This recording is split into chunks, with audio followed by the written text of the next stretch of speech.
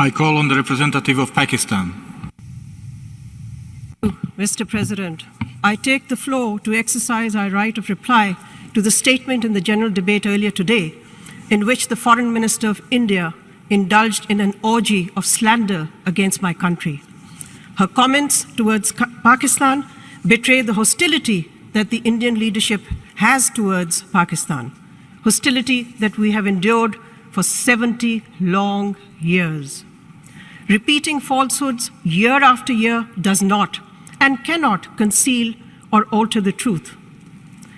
But in her vitriol, India's foreign minister deliberately ignored the core issue of Jammu and Kashmir. So let me be clear, Jammu and Kashmir is not a part of India. It is recognized by the United Nations and the international community as disputed territory. I invite all of you and the Indian Foreign Minister to look at the UN maps. Thus, India's military occupation of the state is illegal. The UN Security Council has, in over a dozen resolutions, decided that the dispute must be resolved by enabling the people of Jammu and Kashmir to determine their own destiny through a UN-supervised plebiscite. India accepted these UN resolutions, but it has avoided implementing them through obfuscation, diversion, deceit, and aggression. India's brutal occupation of Kashmir has killed over 100,000 innocent Kashmiri children, women, and men. Today, that campaign of brutality continues, including the shooting and blinding of innocent Kashmiri children with pellet guns. Yet every day, these Kashmiri children, women, and youth come out on the streets to demand that India get out of occupied Kashmir. India cannot hide behind semantics. Any interstate dispute like Kashmir is by definition an international dispute.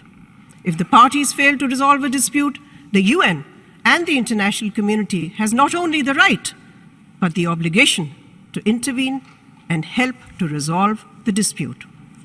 In the case of Jammu and Kashmir, that obligation is explicit, since the Security Council has been involved with this dispute since its very inception, and because the Council has prescribed very specifically and precisely how the dispute should be resolved. UN Security Council resolutions do not lapse with time, nor are they overtaken, as the Indian Foreign Minister put it. Law, Mr. President, has no expiry date. Morality has no sell-by date. India's posture is that of the predator. It cannot escape its legal and moral obligation to abide by the resolutions of the Security Council. Any other interpretation will open the door to the logic of force in international relations. India, Mr. President, now also refuses a bilateral dialogue with Pakistan, either composite or comprehensive. The conditions it poses, that first there be an end to violence, begs the question. Violence emanates first and foremost from India's occupation and brutal suppression of the people of Kashmir. Under the circumstances, my Prime Minister has proposed that the Secretary General should appoint a special representative or a special envoy, as several of his predecessors did, to promote the implementation of the relevant provisions of the Security Council resolutions. At the same time, the United Nations should also take steps to investigate India's ongoing and massive violations of human rights in Kashmir and the impunity enjoyed by India's security forces, lift the draconian emergency laws and punish those responsible for the war crimes and for the genocide in Kashmir. Mr. President, if the international community wishes to avoid a dangerous escalation between India and Pakistan, it must call on India to halt its provocations and its aggressive actions. It must end the ceasefire violations along the LOC. It must halt its sponsorship of terrorist groups inside Pakistan. Mr. President, India's foreign minister has spoken much about terrorism. The UN should actually define terrorism. And in that definition, we should include state terrorism. The state terrorism which the Indian National Security Advisor has boasted is being sponsored by India's spy agencies in my country. in what he called a double squeeze strategy. Pakistan has in its custody an Indian spy, an intelligence officer, Kulbhushan Yadav, who confessed to India's support to terrorist activities in my country. In fact, India has considerable experience in the state sponsorship of terrorism in our region.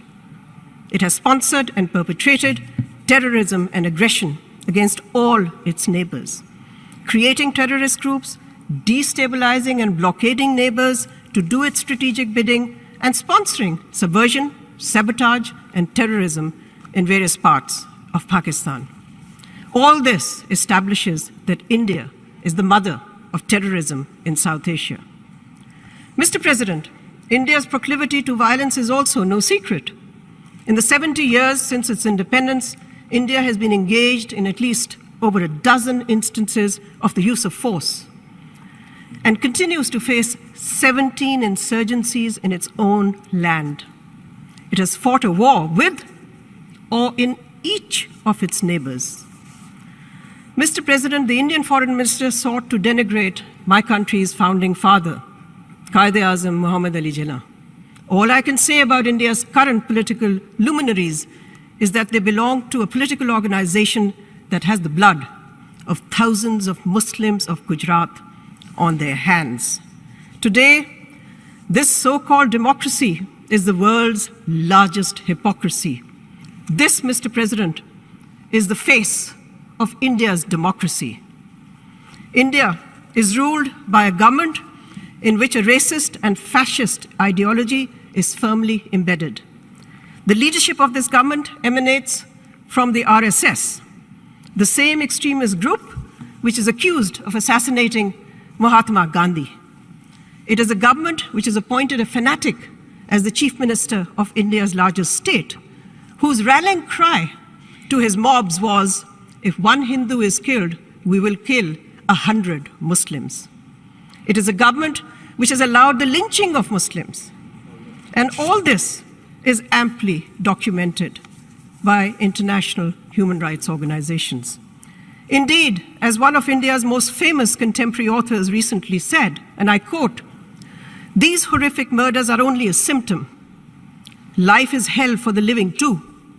Whole populations of Dalits, Adivas, Muslims, and Christians are being forced to live in terror, unsure of when and from where the next assault would come," unquote. And then again, quote, "Much of what is in the air in India now is pure terror, in Kashmir, in other places," unquote. Mr. President, the Indian Foreign Minister spoke about human rights. So let me ask, who is using pellet guns that are blinding unarmed protesters, including children, infants in occupied Kashmir? Who is violating the fundamental rights, not only of the brave people of Kashmir, but hundreds of millions of Indians? And who is using rape as an instrument of terror, as an instrument of state policy to crush a popular and indigenous movement in the occupied state of Jammu and Kashmir? In conclusion, Mr. President, let me say, Pakistan remains open to resuming a comprehensive dialogue with India to address all outstanding issues, especially Jammu and Kashmir, and to discuss measures to maintain peace and security. But this dialogue must be accompanied by an end to India's campaign of subversion and state-sponsored terrorism in Pakistan. I thank you.